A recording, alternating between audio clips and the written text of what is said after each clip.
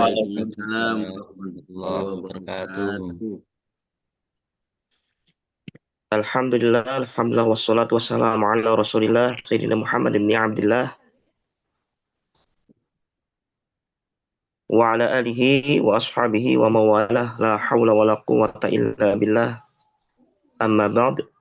Allahumma shalli wa sallim wa barik ala Sayyidina Muhammad wa ala ali Sayyidina Muhammad kama shallaita ala Sayyidina Ibrahim wa ala ali Sayyidina Ibrahim fil alamina innaka Hamidum Majid. Alhamdulillah, puji syukur kita panjatkan kehadirat Allah Subhanahu wa taala karena atas rahmat dan juga karunia-Nya kita semua masih diberikan kesempatan dan juga kesehatan untuk melanjutkan proses perkuliahan kita pada pertemuan kali ini. Semoga niat kita untuk menuntut ilmu dalam bidang pendidikan agama Islam ini senantiasa dicatat sebagai amal soleh yang bermanfaat bagi diri kita sendiri dan juga bagi umat. Amin ya robbal alamin. Salawat dan salam semoga senantiasa kita sampaikan kepada tauladan kita, kekasih kita, yakni Habibana wa Nabiyana Muhammad sallallahu alaihi wasallam, kepada para sahabatnya, para tabi'innya, para tabi'in, sampai kepada kita semua selaku umatnya. Mudah-mudahan kita kelak di yaumil qiyamah nanti mendapatkan syafaatnya. Amin ya rabbal alamin. Amin.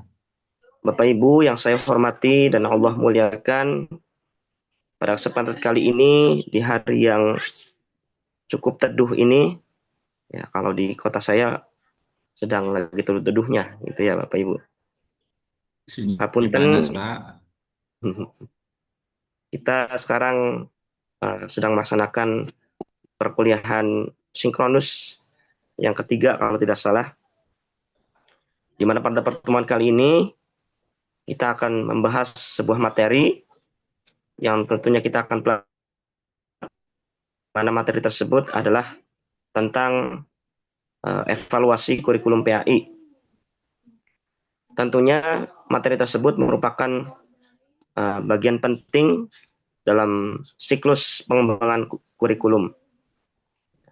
Setelah kurikulum itu disusun dan juga diimplementasikan, diterapkan di sekolah-sekolah, kemudian langkah berikutnya adalah bagaimana kemudian kurikulum tersebut dievaluasi, sejauh mana kemudian kurikulum tersebut efektif dalam mencapai tujuan pendidikan. Khususnya karena kita berada dalam jurusan pendidikan agama Islam, maka konteks yang dibahas adalah bagaimana kemudian kurikulum tersebut bisa memberikan dampak kepada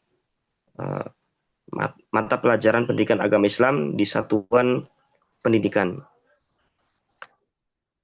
Bapak Ibu sekalian, evaluasi kurikulum memiliki fungsi utama untuk menilai kesesuaian antara tujuan yang telah dirancang dengan hasil nyata yang dicapai di lapangan. Antara tujuan dan hasil nyata yang nampak di lapangan tentunya bisa saja sesuai, bisa juga tidak sesuai. Bisa juga hasilnya maksimal, bisa juga hasilnya kurang bisa dicapai atau kurang maksimal. Ya. Atau bisa juga hasilnya ya tidak ada perubahan antara kurikulum yang kemarin dengan kurikulum yang sekarang. Dalam konteks PAI, pendidikan agama Islam, hal ini berarti kita bisa menilai apakah nilai-nilai keimanan, kemudian ibadah yang termasuk cakupan materi yang ada dalam PAI itu, kemudian akhlak dan sosial yang dirancang dalam kurikulum tersebut benar-benar tercermin dalam pemahaman dan perilaku siswa atau peserta didik. Ya, maka dari itu evaluasi kurikulum bukan hanya sekedar bersifat administratif, tapi juga bersifat substantif dan juga strategis. Dalam evaluasi ini nanti mungkin materi lebih banyaknya akan lebih disampaikan oleh pemakalah kita. Kita akan belajar mengenai berbagai pendekatan dan juga model evaluasi. Nanti ada evaluasi formatif, ada evaluasi sumatif, hingga evaluasi yang berorientasi pada tujuan dan juga responsivitas, ya, respon daripada siswa, apakah kemudian memiliki dampak yang sangat substantif kepada siswa, di mana kemudian siswa lebih dapat memahami dan juga menguasai materi dengan kurikulum yang ada, atau justru ya malah lebih bisa dikatakan lebih buruk dibandingkan dengan kurikulum yang sebelumnya. Nanti kita juga akan melihat bagaimana, akan bahas juga instrumen-instrumen evaluasi yang dapat digunakan untuk menilai keaktifisan ya, efektif daripada isi, kemudian pendekatan dan juga metode dan penilaian dalam kurikulum PAI di tingkat sekolah. Melalui pemahaman yang baik terhadap evaluasi kurikulum, ya, diharapkan Bapak Ibu sekalian sebagai selaku pendidik atau pengembang kurikulum, atau suatu saat nanti akan menjadi seorang peneliti pendidikan, mampu memberikan kontribusi yang nyata dalam pembaharuan kurikulum yang lebih bermakna. Pendidikan agama Islam bukan hanya sekedar penyampaian materi keislaman, tetapi juga bagaimana kurikulum dapat membentuk karakter Islami dan juga keberagaman yang sesuai dengan kebutuhan zaman. Karena memang kita di Indonesia ini hidup dalam keberagaman, bukan hanya satu dua agama saja, bukan hanya satu dua suku saja, dengan latar belakang yang berbeda. Tentunya ini menjadi sebuah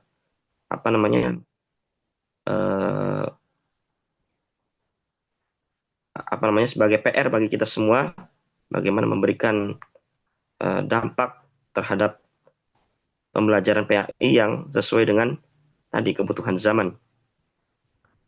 Oleh karena itu, Bapak Ibu sekalian, ya, mari kita buka perkuliahan ini dengan semangat berpikir kritis dan juga reflektif. Reflektif itu artinya kita melihat dari sudut pandang yang sudah pernah kita lakukan sebelumnya, yang kemudian kita jadikan sebagai muhasabah, sebagai evaluasi bersama, apa-apa yang mungkin menjadi sebuah catatan bagi kita terkait dengan penerapan evaluasi yang sebelum-sebelumnya sudah pernah Bapak Ibu sekalian lalui, sudah pernah, baik itu ketika menjadi siswa, ya, baik ataupun juga ketika Bapak Ibu sudah menjadi seorang guru yang memang sudah menjadi barang yang tidak bukan barang yang asing. Pergantian presiden pasti dengan pergantian menteri juga pendidikan, kurikulum yang digunakan tentunya berbeda-beda. Nah, itu nanti mungkin Bapak Ibu bisa memberikan sebuah refleksi terkait dengan penerapan kurikulum yang sudah-sudah. Oleh karena itu, monggo pada Bapak Ibu jangan ragu untuk bertanya, kemudian berdiskusi, dan juga niat mengaitkan materi dengan pengalaman langsung di lapangan, pengalaman yang sudah pernah dilakukan, pernah dilalui. Karena melalui diskusi yang terbuka dan juga aktif ini, kita akan mampu memahami bukan hanya apa itu evaluasi kurikulum, tapi bagaimana seharusnya kita melakukannya untuk kemajuan pendidikan Islam, khususnya materi pelajaran pendidikan agama Islam. Itu saja mungkin pembuka dari saya sebagai pemantik. Ya, nanti untuk materi lebih dalam dan juga lebih uh, apa namanya lebih uh, istilahnya lebih menariknya nanti akan disampaikan oleh pemakalah kita, ada Pak Ilham dan lain sebagainya. Oleh karena itu, per, diskusi kita kali ini, mari kita sama-sama baca basmalah. Bismillahirrahmanirrahim. Rahim. Selanjutnya, untuk agar diskusi lebih hidup dan juga lebih aktif lagi, maka saya berikan kesempatan kepada pemakalah untuk menyampaikan materinya kepada yang bersangkutan. Untuk waktu dan tempat kami persilahkan. Monggo Bapak Ibu. Pak Farid, ini siapa yang akan mengawali?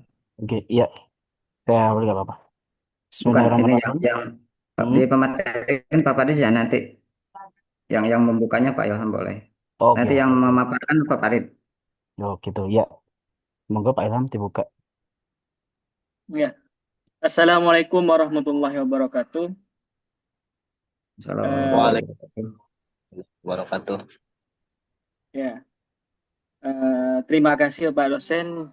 Eh, Kali ini kami ya berempat,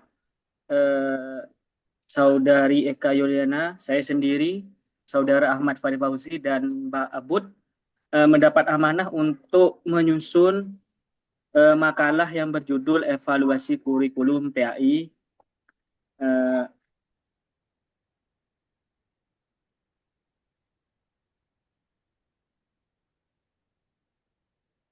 Mau di screen langsung apa enggak?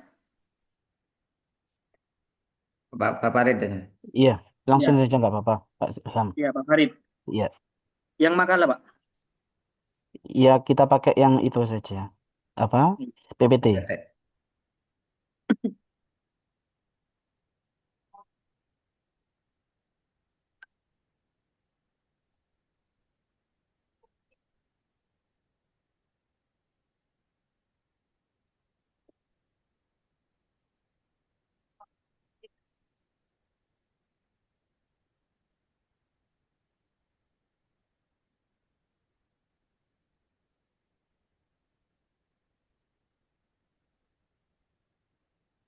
Screen.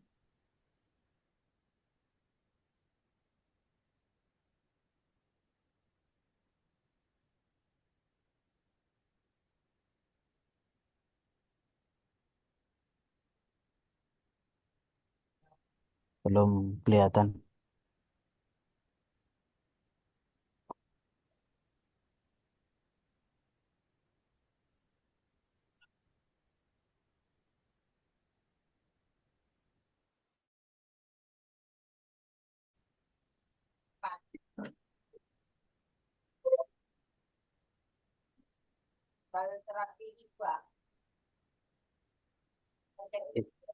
Terima kasih sudah.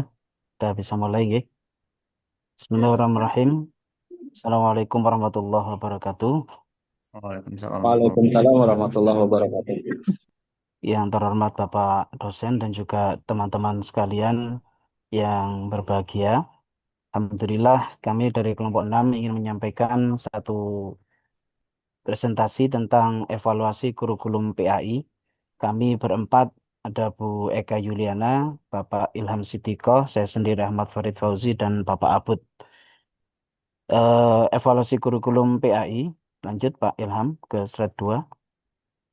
Evaluasi kurikulum pendidikan agama Islam adalah suatu proses sistematis untuk menilai efektivitas dan relevansi kurikulum dalam mencapai tujuan pendidikan. Proses ini sangat krusial untuk menjamin kualitas pembelajaran dan pembentukan karakter peserta didik sesuai dengan nilai-nilai keislaman. Lanjut, Pak Ilham. Nah, latar belakang dari tujuan evaluasi, pendidikan agama Islam memiliki peran yang strategis dalam pembentukan karakter dan moral peserta didik. Yang ini dirancang untuk menginternalisasi nilai-nilai keislaman agar siswa tidak hanya paham secara kognitif, tetapi juga bisa mengamalkannya. Tujuan evaluasi adalah untuk menguraikan pentingnya evaluasi dalam pengembangan kurikulum dan menjelaskan metode evaluasi yang digunakan secara umum. Dari sini muncul rumusan masalah. Yang pertama adalah apa pengertian dari evaluasi kurikulum PAI. Yang kedua, mengapa evaluasi kurikulum PAI diperlukan. Dan yang ketiga, bagaimana pendekatan dan metode dalam evaluasi kurikulum pendidikan agama Islam. Pertama adalah pengertian evaluasi kurikulum pendidikan agama Islam. Evaluasi kurikulum sendiri adalah proses sistematis untuk menilai sejauh mana kurikulum yang diterapkan berhasil mencapai tujuan pendidikan yang telah ditetapkan. Dalam konteks PAI, evaluasi mencakup penilaian terhadap isi materi, metode pengajaran, hasil belajar siswa, dan relevansi materi dengan kebutuhan zaman. Secara sederhana, evaluasi kurikulum dapat diartikan sebagai proses sistematis untuk mengumpulkan, menganalisis, dan menginterpretasikan informasi mengenai suatu kurikulum untuk menentukan nilainya, efektivitasnya, efisiensinya, dan relevansinya dalam mencapai tujuan pendidikan yang telah ditetapkan.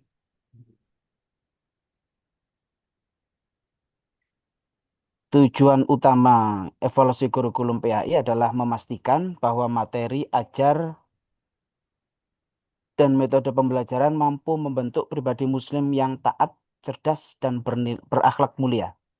Evaluasi juga berfungsi sebagai dasar revisi dan pengembangan kurikulum agar selalu sesuai dengan kebutuhan peserta didik dan dinamika sosial. Di sini ada menentukan, yaitu fungsinya adalah menentukan nilai dan efektivitas, yaitu dengan mengukur pencapaian tujuan pendidikan, kemudian fungsi dasar perbaikan dan pengembangan dengan mengidentifikasi area yang perlu diperbaiki, kemudian fungsi pertanggungjawaban kepada stakeholder, yaitu memberikan laporan keberhasilan implementasi kurikulum, dan fungsi pemahaman mendalam tentang implementasi dengan menganalisis penerapan di tingkat kelas.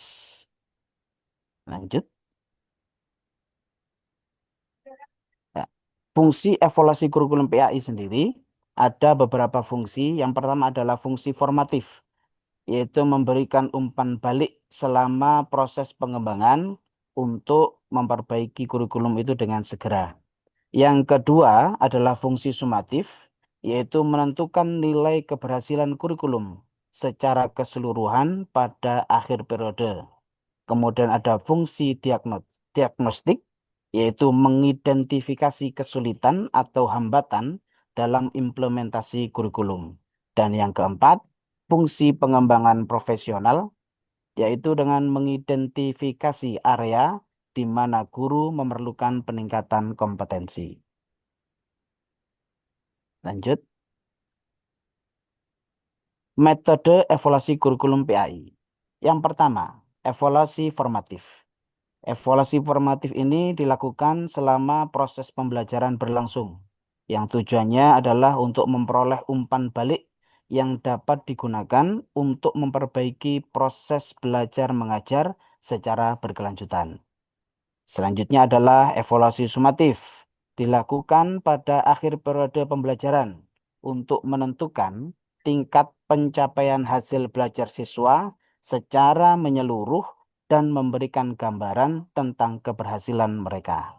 Yang ketiga adalah model Taylor, berfokus pada sejauh mana tujuan-tujuan pendidikan yang telah ditetapkan benar-benar tercapai oleh program atau kurikulum yang dievaluasi.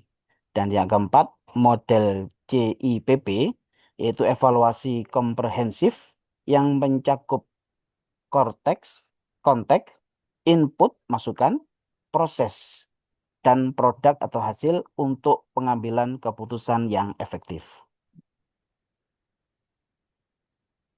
Model evaluasi STIK pendekatan responsif dengan menekankan pada pemahaman berbagai perspektif stakeholder. Kemudian evaluasi holistiknya dengan memperhatikan antecedents, transactions, dan outcomes. Kemudian fokus pada pengalaman dengan berfokus pada apa yang sebenarnya terjadi dalam program. Model evaluasi STIC menawarkan pendekatan yang berharga dalam mengevaluasi kurikulum PAI dengan memberikan perhatian besar pada pengalaman dan perspektif para pemangku kepentingan. Model ini menghasilkan pemahaman yang kaya dan konstekstual tentang program yang dievaluasi, memberikan alternatif penting bagi pendekatan evaluasi yang lebih terstruktur dan berpusat pada tujuan. Kesimpulan dan saran dari materi ini, kesimpulannya, evaluasi kurikulum PAI merupakan kegiatan esensial dan berkelanjutan untuk memastikan kualitas, relevansi, dan efektivitas pendidikan agama Islam. Melalui evaluasi sistematis, berbagai kekuatan dan kelemahan kurikulum dapat teridentifikasi sebagai landasan perbaikan dan pengembangan di masa depan. Saran untuk implementasi, yang pertama adalah evaluasi kurikulum hendaknya dilakukan secara periodik oleh lembaga pendidikan. Yang kedua, guru PAI perlu dilibatkan aktif dalam pengembangan dan penilaian kurikulum.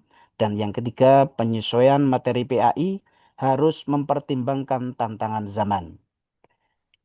Kemudian investasi berkelanjutan.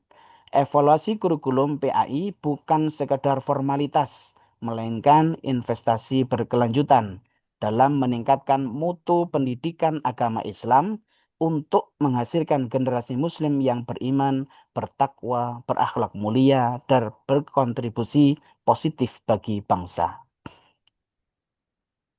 Lanjut, Pak Ilham. Dah.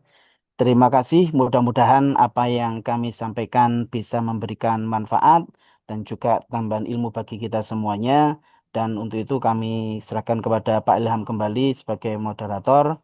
Dan juga terima kasih Bapak dosen, mohon maaf hanya ini yang bisa kami sampaikan atas keterbatasan ilmu dari kami semuanya. Terima kasih, kami akhiri. Assalamualaikum warahmatullahi wabarakatuh. Ya, terima kasih Bapak Fadil. Waalaikumsalam. Selanjutnya mungkin ada yang mau menambahkan atau mau ada yang bertanya. Monggo silahkan para teman-teman.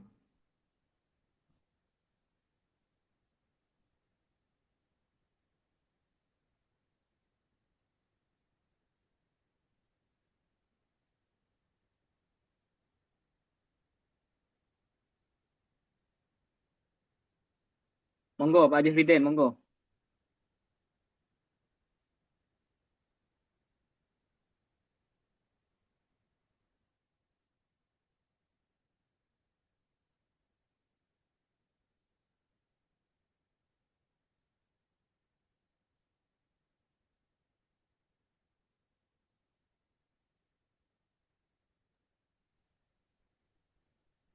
Iya, semangat pagi. Tunjukkan pertanyaan. Ini Diskusi. materinya analisis kurikulum apa evaluasi kurikulum, Mbak? Evaluasi. Evaluasi. Oh, oke. Karena saya baca makalah judulnya analisis gitu loh, Pak. Salah judul tuh Pak.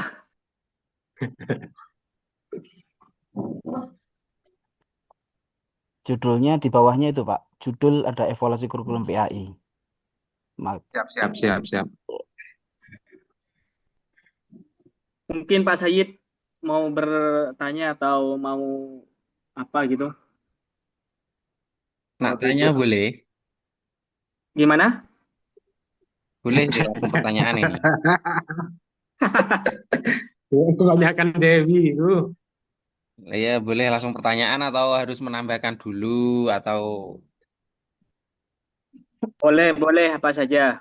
oh ya, ya wes, saya izin bertanya ya. Untuk kelompok 6 kan tadi evaluasi kurikulum.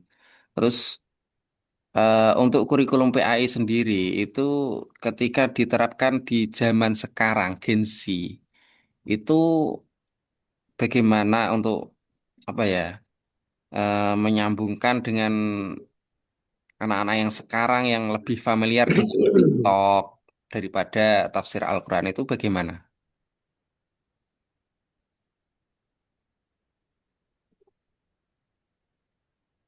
Pak Abud, monggo. Monggo Ya. Pak Bud.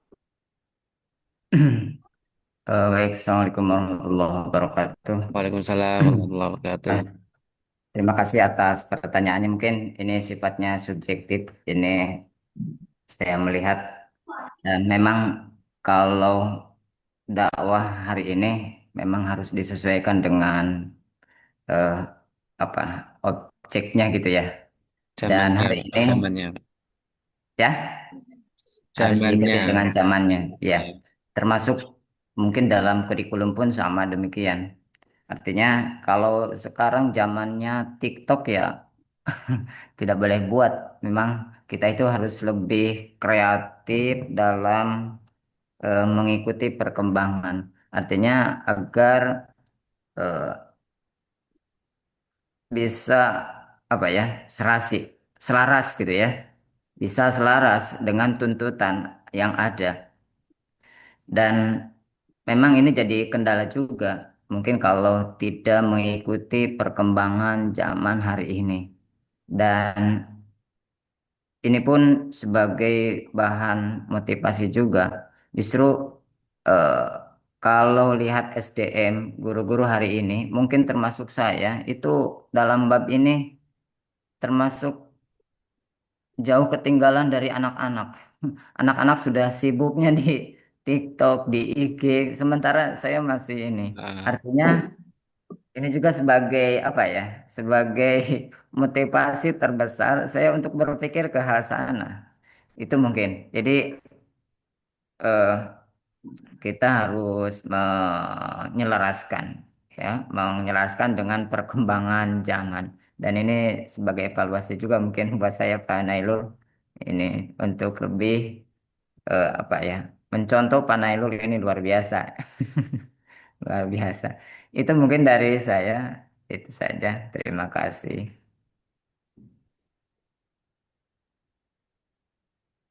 Ya, sedikit menambahkan, mungkin dari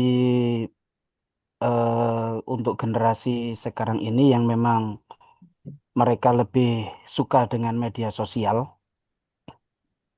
kita mungkin bisa memanfaatkan media sosial karena itu untuk perlu pelatihan untuk mungkin untuk Bapak Ibu guru Ya, semuanya saat ini eh, tentang media sosial yang berkembang di siswa kita. maaf Kita Len. harus bisa juga mengikuti, yaitu mungkin kita bisa Pinter. membuat dengan memanfaatkan media sosial menjadi media pembelajaran. Itu satu, mungkin juga kita bisa membuat video atau mungkin juga semacam konten-konten yang bersifat untuk pembelajaran bagi pendidikan agama Islam. Dan sepertinya saat ini memang banyak, cuman mungkin dari siswa kita atau mungkin anak-anak generasi sekarang ini ketika melihat hal semacam itu langsung di-scroll karena mungkin menurut mereka kurang menarik. Ya, jadi yang mungkin juga kita perlu sampaikan kepada mereka, kita memberikan pembelajaran juga bahwasanya media sosial bisa kita manfaatkan dengan baik, asalkan memang kita juga bisa memilih dan memilah apa yang ada di dalam media sosial itu. Ya, mungkin kita juga harus ini ya, perlu apa namanya, perlu perkembangan. Kita perlu mengetahui juga bagaimana perkembangan media sosial saat ini. Dan secara tidak langsung mungkin kita juga harus bisa mungkin membuat konten atau membuat hal-hal semacam itu ya, untuk apa ya, untuk menarik pembelajaran kita sehingga fokus belajar pun mungkin kalau kita tahu kita gurunya mungkin anak-anak juga oh ada di TikTok mungkin gitu jadi mereka juga bisa tertarik mungkin itu yang bisa kami sampaikan. Terima kasih, mohon maaf.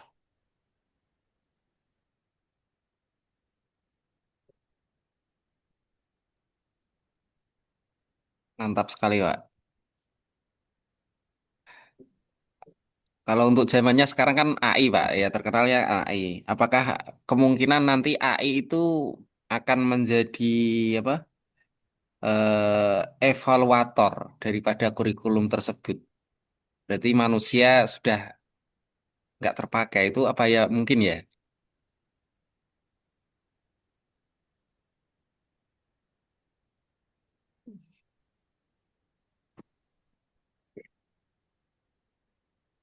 Antisipasinya maksudnya atau gimana, Pak? Evaluator, iya evaluator kurikulum dari AI itu sebagai evaluator kurikulum, bukan manusia lagi.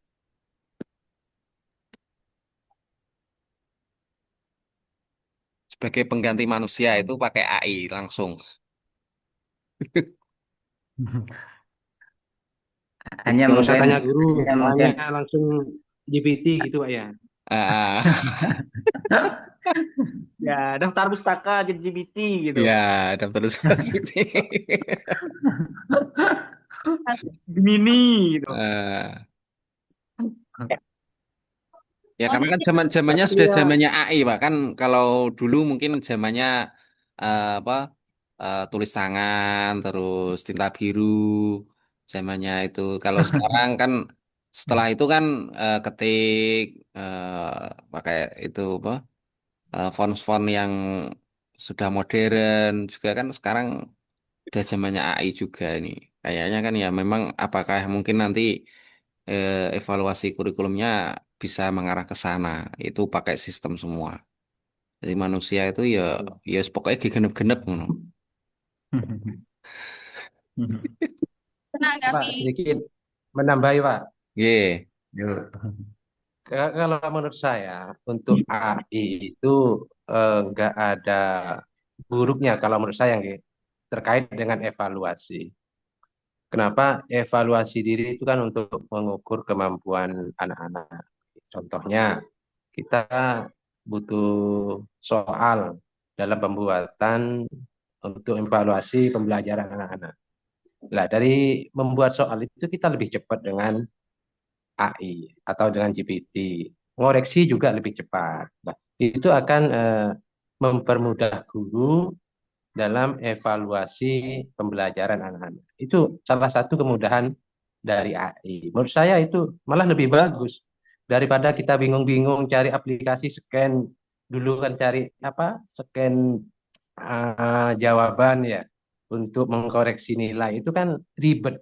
Ternyata setelah ada AI itu saya terapkan juga dalam anak-anak mengerjakan.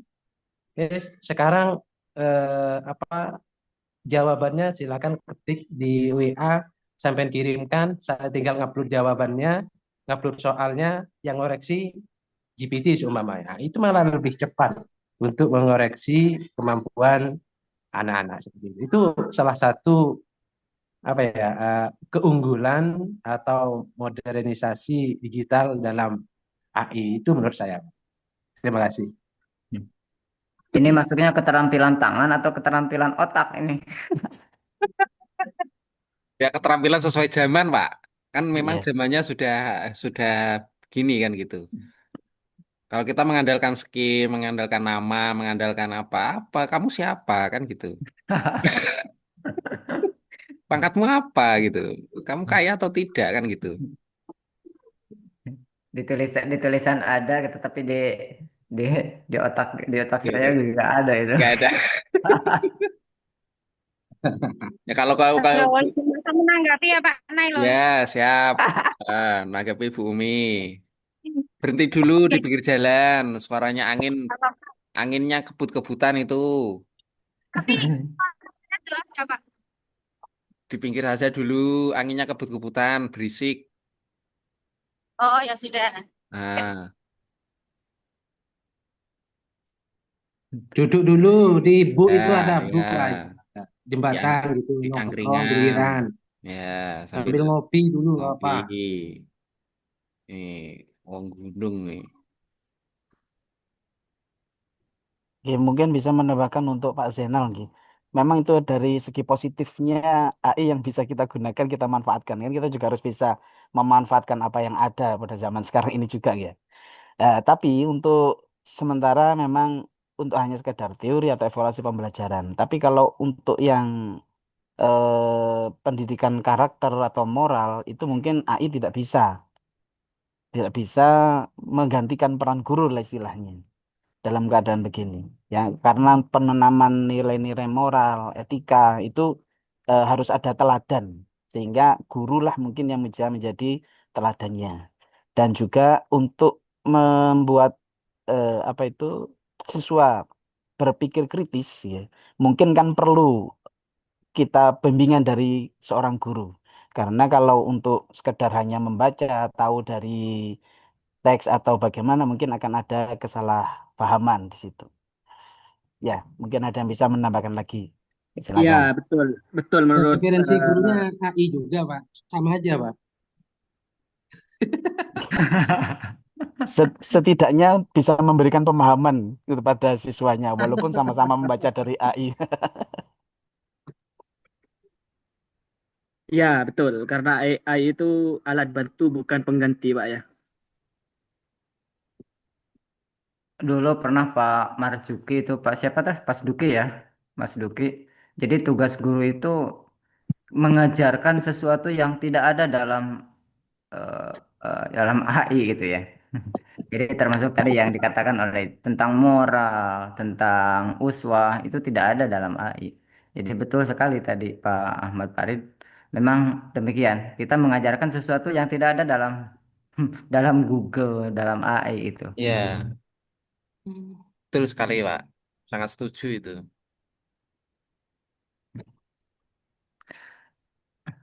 Dan memang di lapangan juga, ini sebetulnya kalau kalau lihat di lapangan itu tentang karakter anak, walaupun medsos itu luar biasa dari TikTok, Facebook dan sebagainya, itu dalam kalau evaluasi di lapangan itu kayaknya minim untuk merubah akhlak anak itu.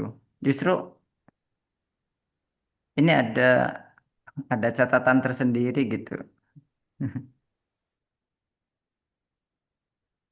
Evaluasi juga itu tentang itu. Jadi memang peran guru itu harus lebih aktif di luar dari di non secara apa ya, secara tatap muka itu dengan murid itu luar biasa. Termasuk juga sekarang ini kan eh, peran guru ini tersisihkan dengan dengan AI itu gitu. Kalau di AI itu kan segala permasalahan ada jawabannya. Tapi kalau di guru kan itu nih. Jadi betul-betul kedekatan seorang guru dengan muridnya itu harus betul-betul dijalin itu.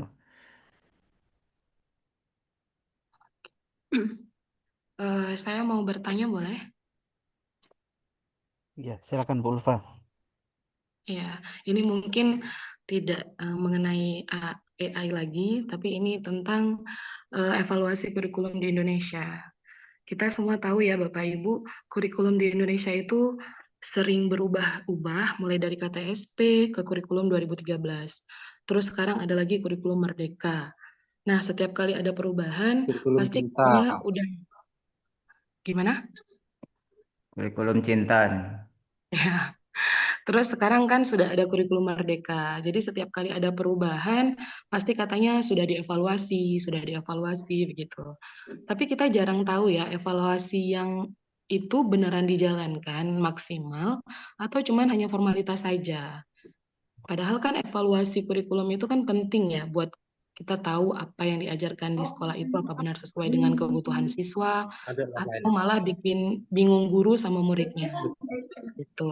Nah, menurut Bapak Ibu, eh, apakah evaluasi kurikulum di Indonesia ini sudah berjalan efektif atau belum?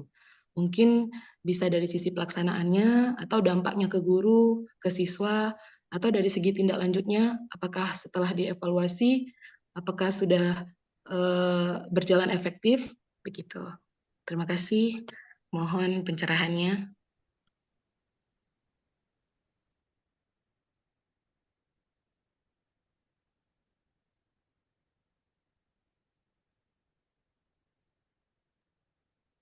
Sepertinya pertanyaannya Bu Ulfa juga menjadi pertanyaan kita semua ini. Yang menjawab harusnya Ya. yang lebih tinggi ini. Karena kita juga sebagai Tidak, apa sedikit namanya, menanggapi pelaku Pak juga ya. Oh, di monggo Pak Zain. pertanyaan Bu Pak. Oke. Terkait dengan evaluasi kurikulum yang telah di apa ya dibuat oleh pemerintah kan seperti itu. Menurut saya itu bukan evaluasi itu adalah kebijakan. Yang mana kebijakan itu perlu kita laksanakan seperti itu aja.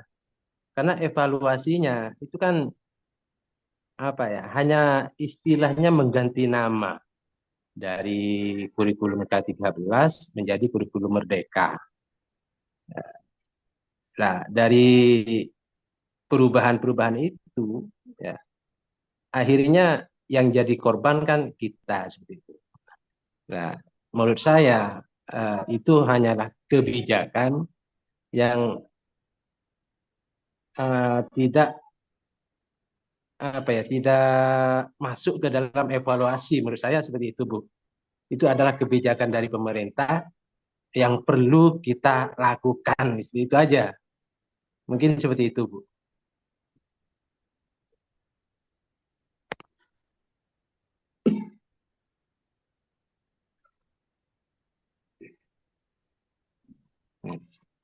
Mungkin dari lainnya ada yang lebih paham Pak dosen mungkin teman-teman. Menurut saya itu kebijakan, ya, kebijakan dari kementerian yang harus kita lakukan itu aja. Jadi kebijakan yang bukan hasil dari evaluasi gitu. Karena eh, yang dievaluasi apanya dari dulu ya sistemnya sama.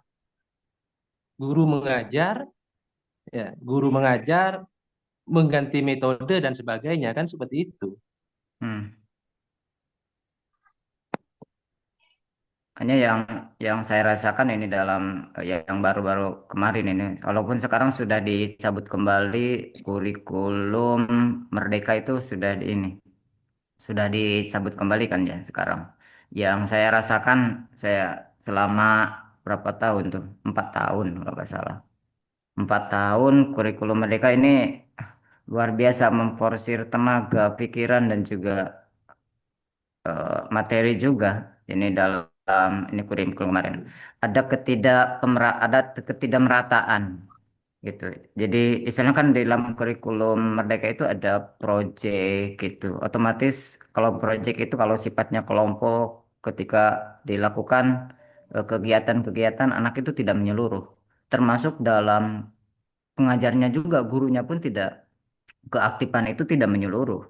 Jadi kalau bab evaluasi tentang yang kemarin itu lebih enak, kurtilas itu lebih enak daripada kurikulum Merdeka kemarin. Itu kalau saya rasakan di sekolah dan alhamdulillah sekarang katanya mau dirubah kembali. Itu.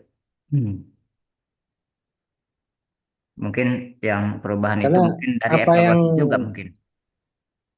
Nggih. Karena apa yang guru lakukan dari tahun seperti kurikulum 13 ya sama kan gitu lah. Mm-mm. Dengan di kurikulum Merdeka ya juga guru melakukannya. Juga ada, Iya, iya, hanya betul. ganti nama, ganti Mm. apa, ganti model kan seperti itu. Dan ada penambahan aja, ada proyeknya itu yang bikin itu yang ada proyeknya yang tidak merata itu. Iya, saya setuju sama Pak Zainal itu kan cuma ganti nama. Istilah-istilah ya dalam K13 itu seperti promis itu kalau di Kurmer prosem silabus diganti ATP, KI diganti CP kan cuma ya Ya, ya. ganti nama lah gitu. Mm-mm. Ya, yang bikin itu yang penambahan itu jam dikurangi dipakai project itu aja yang bedanya. Iya, Bisa saja betul. di apa di RPP-nya atau di modulnya ada proyek eh, Pancasila kan seperti itu ya. Ya, Nah, padahal di dulu Kurtilas juga ada meskipun nggak dicantumkan. Anak-anak apa di proyek itu eh, melakukan kegiatan-kegiatan bersama-sama dicantumkan di modul Nah, sedangkan dulu mungkin nggak dicantumkan di modul, tapi dilaksanakan kan seperti itu.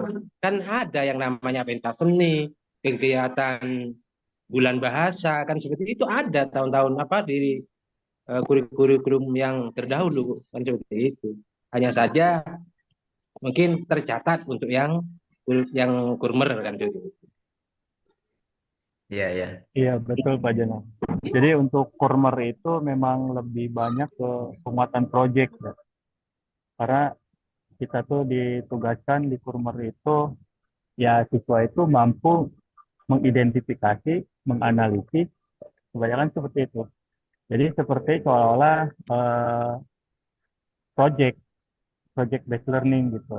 Jadi memang siswa itu dituntut untuk bisa berpikir kritis. Ya tentunya tadi kata Pak Ilham yang perubahan nama itu memang benar. Tapi ada sedikit perbedaan antara K13 dengan Kurmer itu. Mungkin menurut saya sih, iya, untuk Kurmer itu lebih banyak project. Sebenarnya untuk siswa itu dituntut untuk berpikir kritis. Mungkin seperti Mungkin itu. mungkin sedikit menanggapi perihal Bapak Zainal, memang bisa jadi banyak perubahan kurikulum di Indonesia ini lebih didorong oleh kebijakan politik atau pergantian pemimpin gitu. Jadi bukan murni dari hasil evaluasi yang menyeluruh, tapi seharusnya kebijakan dan evaluasi itu kan jalannya berbarengan ya, bukan berdiri sendiri. Terus kebijakan pendidikan yang baik kan justru harus didasarkan pada hasil evaluasi yang jelas begitu. Terus kalau kita ganti kurikulum hanya karena ganti kebijakan, tapi tidak mengevaluasi apakah kurikulum sebelumnya berhasil atau gagal, jadi masalah yang sama bisa akan mungkin terulang lagi gitu ya. Dan yang repotnya, kita semua guru, siswa, bahkan orang tua yang repot ini. Jadi PR yang besar ini buat pemerintah, buat sistem pendidikan kita ini. Saya kebijakannya itu bukan dari evaluasi gitu, lebih ke apa tadi, perubahan atau pergantian pemimpin atau kebijakan politik gitu ya. Yang disayangkan itu ya gurunya Banyak kan proyek, Bu. bingung gitu di rumah. Gitu sih ya. Ya itu Bu, gara-gara proyek Chromebook. Proyek aplikasi, proyek Chromebook. Nah, Chromebook kalau aja dikorupsi kurikulumnya ya. nggak ganti, ya Chromebooknya nggak jalan Bu. Ya, Kan itu Chromebook untuk ANBK. ah, ANBK sekarang sudah nggak ada. Terus ANBK-nya Chromebooknya tetap kemana ada kalau Pak. nggak ada? Ya, Chromebooknya ya di sana. Di mana? Mana Ilul kan yang dapat. Pak Abud itu dapat itu. Ada, udah banyak itu. Ini saya Ya, juga punya sendiri lah. pakai nggak Pak tuh? Pernah, pernah. Tapi Nah, itu mah buat isi di sekolah. iya.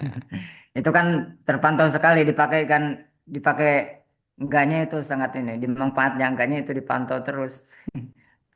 Akhirnya terpaksa dipakai. Kalau saya bukan Terbatas ya, Chromebook, Book itu Pak tapi ya. Mozilla Book. Ini andaikan Pak Nailul, Pak Zainal, andaikan hari ini eh, Pak Nailul, Pak Zainal itu jadi kalau jadi Menteri Pendidikan kira-kira impian Pak Zainal atau Pak Nailul ini gimana ini? Apakah mau mengambil kebijakan lagi atau gimana ini? Kalau menteri itu cuma kebanyakan pajangan, Pak. Jadi yang bekerja itu staf ahli, Pak. Hmm. Iya, itu menteri cuma pajangan. Yang bekerja ya staf ahli, semuanya ahli memang. Hmm. Nanti ahlinya bilang apa, ya kita menterinya ikut. Ini kan ini maksudnya kebijakan-kebijakan hari ini kan Nah, seolah-olah ini tidak melewat dengan hasil survei di lapangan. Bagaimana pendapat orang-orang yang ya karena itu sebagai pelaksana di berbasis lapangan itu. proyek, Pak. Project, Pak. Hmm. Rata-rata itu semua berbasis proyek. kebijakan yang keluar itu semuanya sudah ada proyeknya, sudah tender A, B, C, D itu sudah. Makanya itu kita bingung kan gitu. Sebelum sebelum dikeluarkan kebijakan itu proyeknya sudah jadi. Ini anggaran sekian-sekian nanti yang bekerja ini yang Jadi untung ini. tanpa ada survei di lapangan dulu ya, Nggak bagaimana bakalan Pak, itu kebutuhan. nggak bakalan. Makanya itu kan Evaluasi pendidikan ini. iya, ya Evaluasi nggak cuma kebijakan pendidikan pemerintah. saja, rata-rata gitu. Semuanya sudah berbasis proyek, makanya ya itu menterinya cuma pajangan semua itu rata-rata gitu. Dulu ada UN itu kan siswa pasti yang namanya belajar kan situ Pak. Sekarang ada ANBK, ada raport siswa, raport guru atau lembaga ANBK. Saya Ah. yakin 90% lembaga nggak akan baca itu. Saya tanya, di sini lembaga teman-teman yang membaca rapor ANBK itu siapa?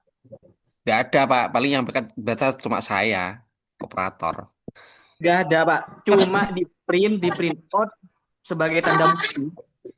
Lengkap itu, kita sudah melakukan itu.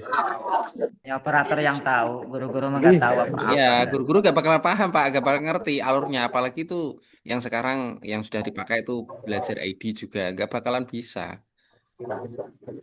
Ada Pak, saya membaca terus dirapatkan sama guru-guru kepala sekolahnya. Saya rapatkan itu bukan kepala sekolahnya yang rapatkan, saya yang rapat. Iya, yang rapat operator Pak. Operator. Menjelaskan yang mana yang poin-poin Nah, harus ditingkatkan. kepala sekolahnya tinggal duduk manis. Pak apa turun juga? Kalau Staf kepala ahli. sekolahnya nggak tahu itu.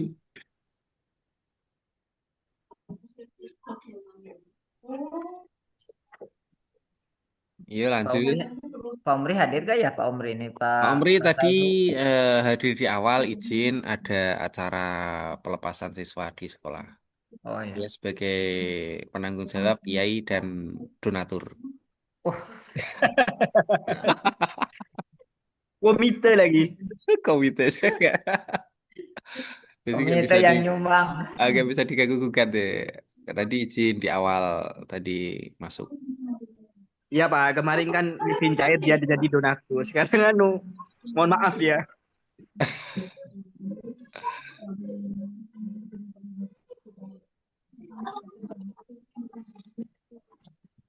Mungkin mau di stop apa masih mau lanjut?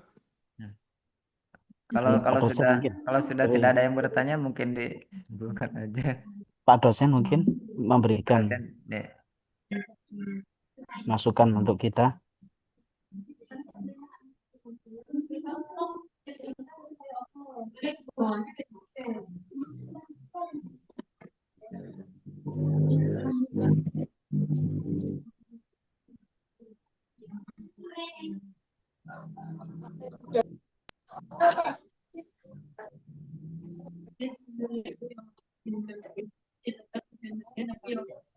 Pak dosennya ada.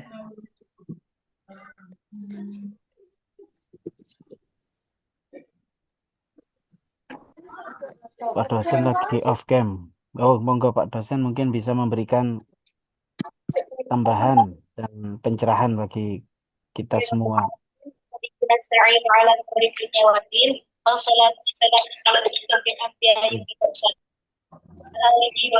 Suaranya terdengar Bapak Ibu? Sebelumnya selamat pagi Jelas, Pak. kita Dengar, Pak, dengar. Ya, Pak. Iya, Pak. Dengar. selamat pagi juga Iya, kepada Pak. Terdengar. ya. Alhamdulillah Ibu. sudah hadir. Ini ada suara dari mana? Baik, langsung saja memperkenalkan diri. Perkenalkan nama saya Rosmi Jana sebagai materi pertama sekaligus moderator.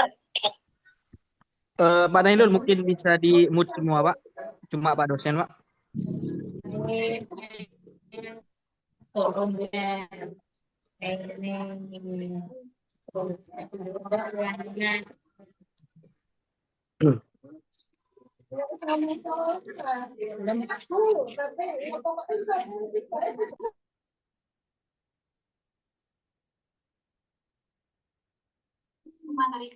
Oke,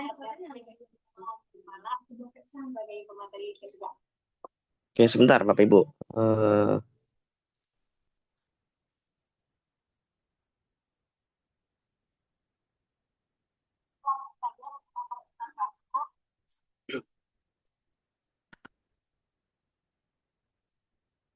Oke, menarik tadi pembahasan yang sudah disampaikan oleh baik pemakalah maupun Bapak Ibu yang bertanya dan juga menambahkan. Di sini saya hanya akan sedikit memberikan sebuah hanya sekedar ingin menambahkan diskusi yang tadi sudah Bapak Ibu sekalian laksanakan. Tadi ada yang ingin menambahkan tapi malah disuruh menepi dulu, padahal tidak usah, nggak apa-apa itu ya. Insya Allah masih kedengeran lagi itu Pak ya, karena memang mungkin ada sesuatu penting yang ingin beliau sampaikan. Ibu siapa tadi? Ibu Umi ya? Yang ingin disampaikan mungkin terkait dengan materi yang tadi sudah kita bahas, yang sekiranya mungkin bisa menjadikan kita tambahan ilmu dan juga wawasan, atau barangkali beliau juga ingin menyampaikan pengalaman-pengalaman terkait dengan pelaksanaan kurikulum yang sudah beliau lakukan. Baik Bapak Ibu sekalian, tadi saya sempat menyimak pembahasan tentang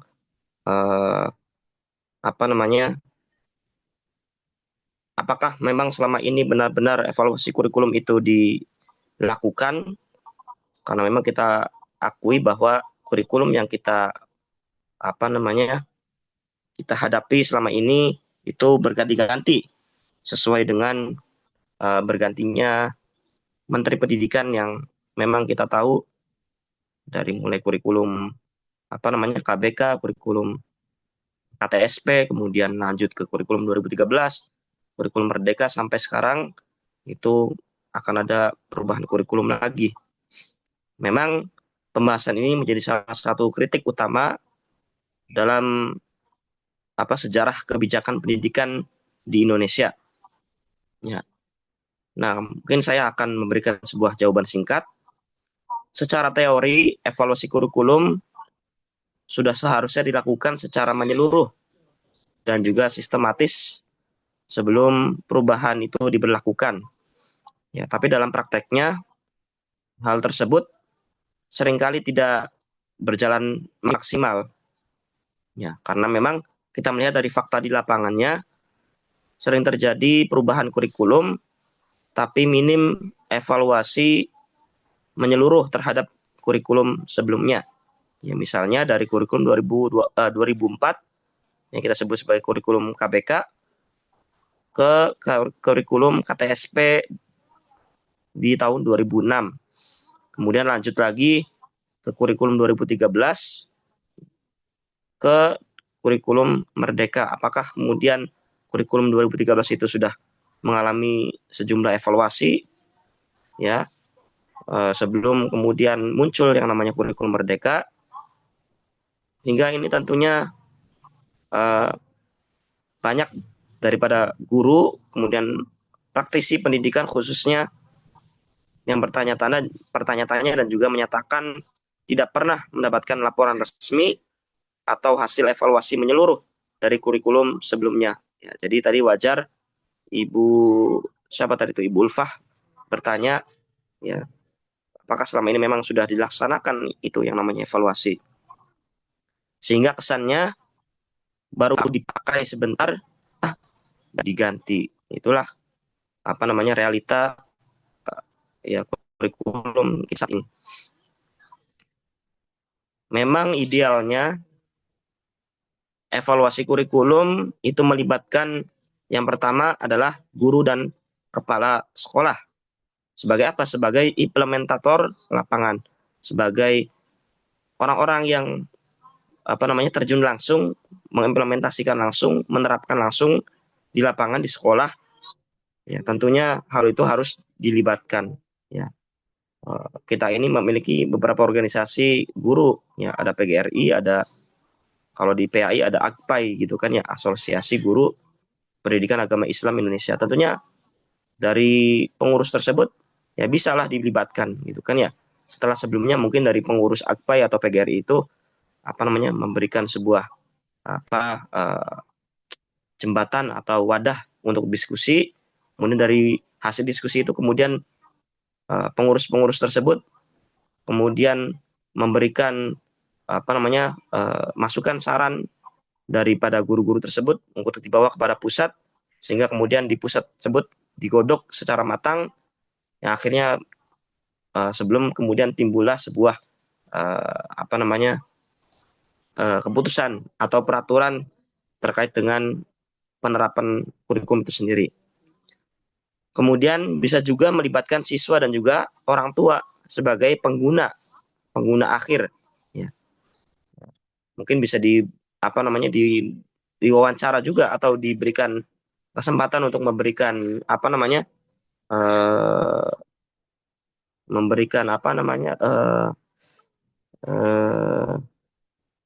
evaluasinya terhadap kurikulum yang ada. Bagaimana sejauh ini kurikulum itu berdampak pada mereka? Apakah memang tidak ada peningkatan dalam motivasi belajar mereka, atau justru ya mereka tidak mengikuti sama sekali. Nah, itu juga tentunya perlu dilibatkan. Kemudian ada peneliti, dosen, dan juga pengambil kebijakan sebagai analisis akademis dan juga teknis. Nah, ini mungkin orang-orang yang selama ini mungkin hanya dilibatkan ya, tentunya hanya pihak-pihak ini saja, tanpa kemudian melihat sisi daripada realita yang ada di lapangan. Ya. Di mana memang peneliti, dosen, dan juga pengambil kebijakan ini cenderung mereka ya hanya melihat dari tataran permukaan saja, ya, tidak kemudian melihat bagaimana ya ibarat samudra itu tidak melihat sampai ke dasar-dasarnya seperti apa. Di dasar itu ada terumbu karang, ada lain sebagainya, itu ya cenderung mereka tidak tahu, ya yang tahunya hanya bagaimana kemudian di permukaan saja seperti itu. Nah, ini mungkin yang harus menjadi catatan bagi pemangku kebijakan itu. Ya, kemudian analisis data hasil belajar nasional dan daerah. Nah, ini mungkin apakah mungkin selama ini juga dilibatkan atau diikut sertakan data hasil belajar nasional itu. Ya, misal kita sekarang mungkin sudah tidak ada ujian nasional. Mungkin dari hasil ujian yang ada di sekolah, entah memang ujian nasionalnya ujian di sekolah itu juga memang sudah ada pengaturan dari sekolah ataupun seperti apa, ya setidaknya mungkin itu dijadikan sebagai acuan juga bagaimana kemudian penerapan itu sudah benar-benar dilaksanakan secara maksimal atau belum, seperti itu. Ya, sehingga pada prakteknya evaluasi lebih bersifat teknokratis, ya, tadi juga disebutkan, dan terbatas di level pusat saja, ya, dengan minim pelibatan dari guru secara langsung, ya, entah itu guru ataupun tadi kepala sekolah juga. Ya. Akibatnya perubahan kurikulum yang kita rasakan terasa tergesa-gesa, kemudian Bapak Ibu selaku guru juga gagap, ya, dalam tanda kutip, dalam menghadapi sistem yang baru, gelagapan istilahnya gitu kan. Kemudian yang ketiga, tidak ada pembelajaran yang sistematis dari kurikulum dari kekurangan kurikulum yang sebelumnya. Kemudian hingga akhirnya kemudian ada juga bisa mengalami yang namanya terjadi kejenuhan kebijakan di lapangan. Ya, jadi karena memang sering berganti-ganti, akhirnya kita sebagai seorang guru akhirnya merasa jenuh juga. Aduh, ini kok diganti-ganti gitu kan. Ya, seperti itu. Namun tentunya kita ya senantiasa berikhtiar, kemudian berdoa. Kalau sudah berikhtiar dan berdoa, tentunya ya yang terakhir kita lakukan ya pasrah saja gitu kan ya. Namun di balik itu semua, tentunya kita berharap bahwa dengan kurikulum yang baru ini, pemerintah mudah-mudahan mulai melakukan pendekatan yang berbasis evaluasi. Ya, kita ini memiliki ada beberapa sekolah penggerak gitu kan, di sekolah guru penggerak, ya. Itu bagaimana kemudian dari pilot proyek sekolah penggerak itu, kemudian dari asesmen nasional dan refleksi di lintas jenjang. Ya, di lintas jenjang itu evaluasi tentunya tidak bisa dipukul rata di antara jenjang mulai TK mungkin ya, kemudian di level MI-nya, SDMI, kemudian di level MTS SMP, kemudian level SMA MA itu tentunya memiliki evaluasi yang berbeda-beda, tidak bisa kemudian dipukul rata ya.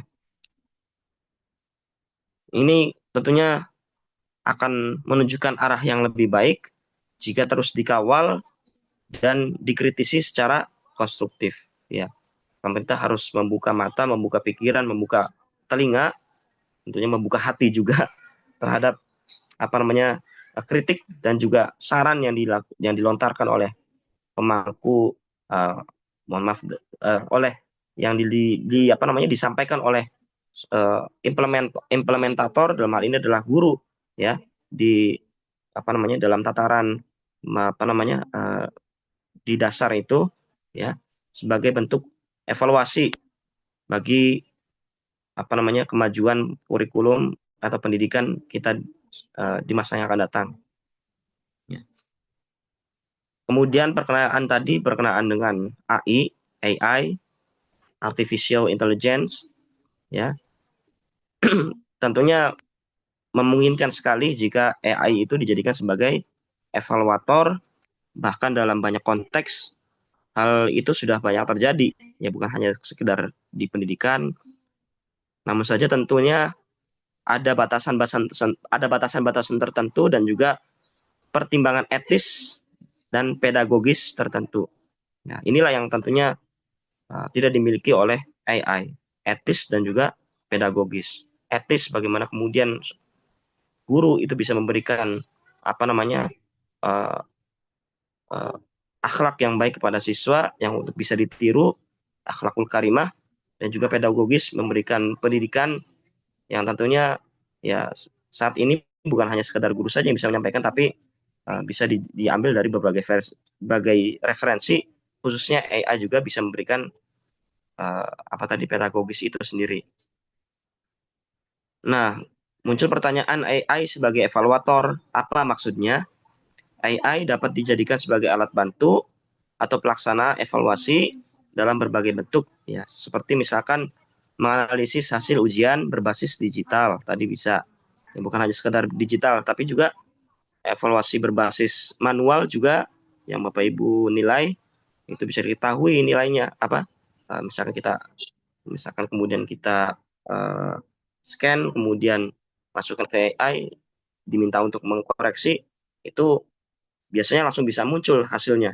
Nilainya siswa ini yang salahnya berapa, benarnya berapa, nilainya muncul berapa gitu kan ya. Sudah secanggih itu AI gitu kan ya.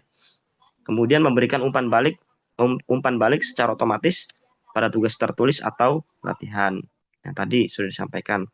Kemudian mendeteksi pola kesalahan siswa dalam menjawab soal, ya, bahkan sampai ke detailnya, ya, siswa salahnya di apa, kemudian diberikan detailnya seperti apa gitu kan ya. Misalkan di soal matematika, misalkan dari uraian misalkan di situ ada rumusnya, ternyata salahnya itu ketika di perkalian ini, ya, sehingga di hasil akhir dia hasilnya salah gitu kan ya. Nah, itu bisa seperti itu. Kemudian melacak keterlibatan siswa dalam pembelajaran daring, ya. Nah, ini tentunya bisa bisa diketahui juga, ya, keterlibatan siswa dalam pembelajaran daring atau secara online, ya. Kemudian memprediksi performa akademik berdasarkan data historis, ya. Ya. Saya juga termasuk yang tidak menutup kemungkinan, ya, tidak menutup AI itu ya sudah menjadi misalnya kebutuhan kita gitu kan ya, bahkan sudah pada tataran kebutuhan yang sangat primer bagi yang memang istilahnya sangat membutuhkannya sekali, ya. Tapi tentunya kita tidak boleh terlena, tidak boleh istilahnya terbuai, tidak boleh ikut terlalu tidak terlalu mengikuti arus, karena sesungguhnya kalau kita memang tidak bisa memfilter hal tersebut, kita akan terjerumus pada sesuatu yang memang kita sendiri akan terjebak pada pada etis atau tidak etisnya seorang guru memberikan materi kepada murid seperti itu. Tapi memang selama AI itu digunakan secara secara bijak, tentunya itu akan memberikan maslahat bagi kita semuanya. Ya. Nah, tentunya memang AI itu sendiri memiliki kelebihan kenapa memang kita selalu menggunakannya. Pertama, karena memang AI itu cepat dan juga akurat dalam memproses data, ya baik secara kecil ataupun secara besar, itu kan ya. Kemudian konsisten di sini dalam artian AI itu tidak terpengaruh oleh emosi atau juga bias personal. Ya, beda dengan kita ini memiliki intuisi hati, gitu kan ya. Yang kadang bentrok juga dengan pikiran, belum lagi kita bentrok dengan sesama, itu bisa bisa mempengaruhi hasil daripada evaluasi yang dikeluarkan. Berbeda dengan AI itu ya mandiri saja gitu, mandiri, tidak ada pengaruh dari siapapun gitu kan ya, independen seperti itu. Kemudian bisa dipersonalisasi dalam artian adaptive learning, ya karena memang sekarang zamannya sudah sudah masif perkenaan dengan digital dan juga teknologi, maka AI itu pun akhirnya beradaptasi dengan hal-hal yang ada. Ya. Kemudian bisa juga memberikan feedback, umpan balik secara instan kepada siswa. Ya, siswa sekarang tidak perlu lagi, mungkin tidak perlu kalau sekarang guru di sekolah masih tenang aja, masih dibutuhkan Bapak Ibu. Kalau untuk yang guru-guru yang sekarang tuh, dulu itu ada les-lesan gitu kan ya, privat, itu mungkin sekarang sudah mulai banyak ditinggalkan. Ya, contoh saja misalkan sekarang ada les-lesan atau privat itu semacam GO, Primagama, itu sekarang sudah mulai sepi, bahkan ada yang beberapa yang gulung tikar gitu. Karena memang ya seperti itu. Dengan adanya AI, murid sudah tidak perlu lagi tanya ke guru lesnya, guru privatnya, karena memang sudah, ya tugas gurunya tinggal dimasukkan ke aplikasi saja, kemudian sudah muncul nilainya gitu kan ya, seperti itu. Pak dosen, boleh izin Pak. Namun AI tidak sepenuhnya bisa menggantikan manusia, ya, tidak sepenuhnya bisa memberikan dampak sebagai evaluator, ya, terutama pada aspek beberapa hal ini Bapak Ibu. Pertama ini sebagai penilaian afektif dan juga spiritual, seperti pada pendidikan agama Islam yang kita ajarkan. Ya, afektif dan spiritual itu tentunya ya hanya dimiliki oleh kita selaku manusia yang memiliki rasa beberapa kecerdasan, termasuk dalam hal ini adalah kecerdasan ESQ gitu kan ya, emotional and spiritual questions gitu kan ya. Kecerdasan emosional dan juga spiritual itu yang dimiliki oleh manusia, sehingga tentunya hal ini akan bisa heart by heart gitu kan ya, hati dari ke hati, sehingga bisa berdampak bagi istilahnya bagi akhlak, ya, kemudian tabiat dan juga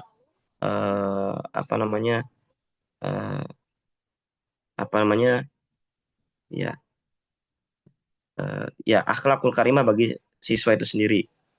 Kemudian konteks budaya dan juga nilai lokal yang tidak bisa dibaca oleh literal.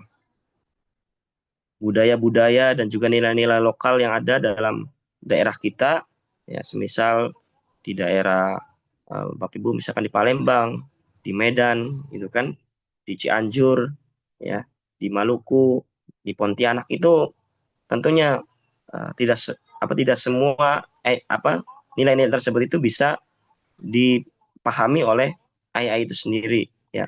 Bahkan seringkali ketika kita mengusulkan sesuatu yang memang jarang untuk diketahui, AI seringkali ya mengatakan mohon maaf untuk hal tersebut, ya kami tidak mengetahuinya atau seperti apa, itu biasanya muncul seperti itu.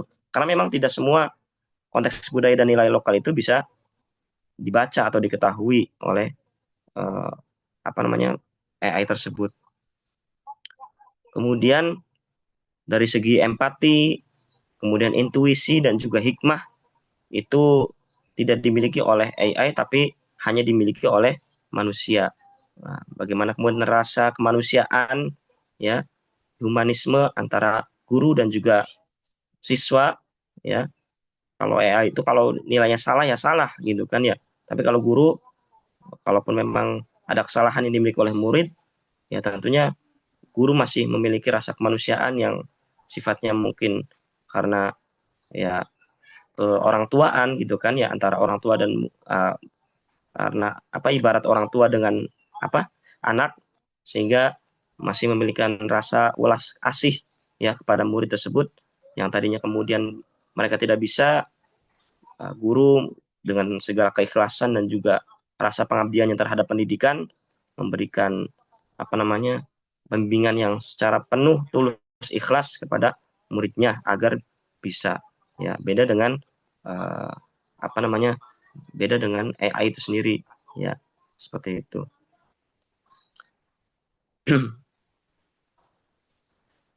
Nah itu mungkin apa namanya sedikit beberapa tambahan dari saya Bapak Ibu, yang tentunya mungkin ya masih banyak catatan-catatan yang Bapak Ibu semua bisa dapatkan dari referensi-referensi yang lain.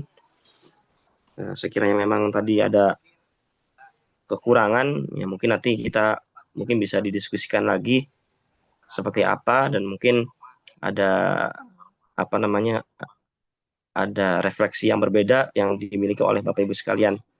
Oke, monggo saya buka lagi diskusinya barangkali.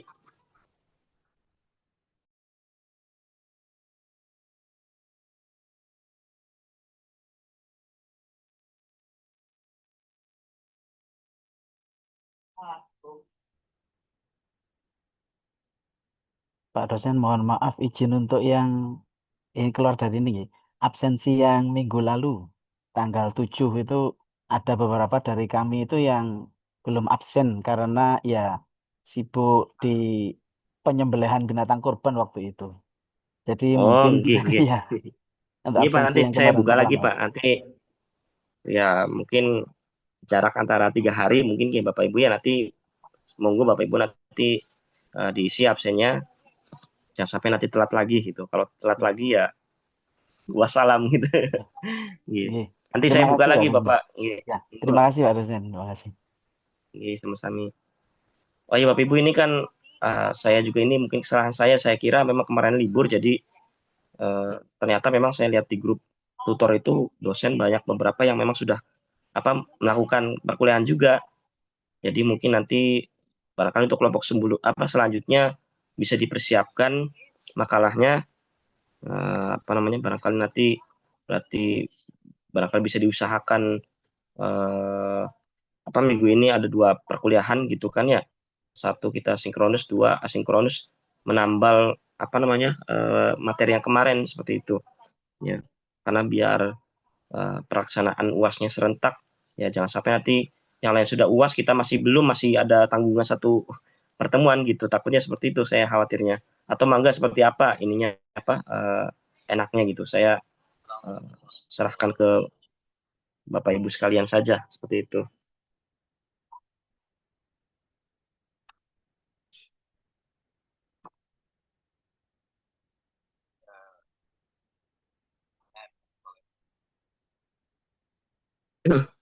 Bagaimana Bapak Ibu, ada tambahan ini lagi mungkin yang ingin didiskusikan?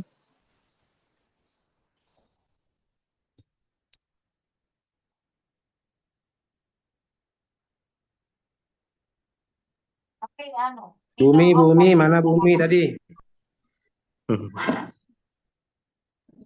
Dicari Pak dosen Bumi. Oke, lagi OTW lagi beliaunya ya. Sudah kalau begitu. Nah, oke, baik Bapak Ibu, kalau sekiranya memang tidak ada tambahan yang ingin didiskusikan atau masukan dan kritik dan sebagainya. Mungkin kita akhiri saja pertemuan kita kali ini. Mudah-mudahan apa yang tadi disampaikan oleh pemateri kita bisa bermanfaat bagi kita dan memberikan hikmah yang mendalam tentunya bagi pelaksanaan pembelajaran yang efektif dan juga lebih substantif kepada peserta didik kita. Mudah-mudahan ya peserta didik kita menjadi generasi yang diharapkan oleh kita menjadi golongan yang berdampak, bermanfaat bagi umat di kemudian hari. Amin amin ya rabbal alamin. Amin. Kita akhiri bersama-sama dengan membaca hamdalah. Alhamdulillahirabbil alamin. Amin. Kita akhiri bersama-sama dengan membaca doa kafaratul majlis. Subhanakallahumma wa bihamdika asyhadu an la ilaha illa anta astaghfiruka wa atubu ilaik. Mohon izin Bapak Ibu, kemarin barangkali ada yang belum sempat mengirim UTS, ya mangga barangkali monggo bisa japri ke saya. Mungkin nanti sebelum mengirim saya tanya dulu apa penyebabnya nggak mengirimkan UTS kemarin gitu kan ya. Nah, jangan-jangan karena memang tidak sempat atau memang bisa jadi karena acuh gitu kan terhadap tugas, jangan sampai seperti itu. Oke, wa'afu minkum wallahul muwaffiq ila aqwamit thoriq. Wassalamualaikum warahmatullahi wabarakatuh. Waalaikumsalam. Terima kasih Pak dosen, terima kasih. Oke, sami-sami Bapak Ibu sekalian, mohon maaf. Terima kasih banyak juga. Mohon izin live, nggih.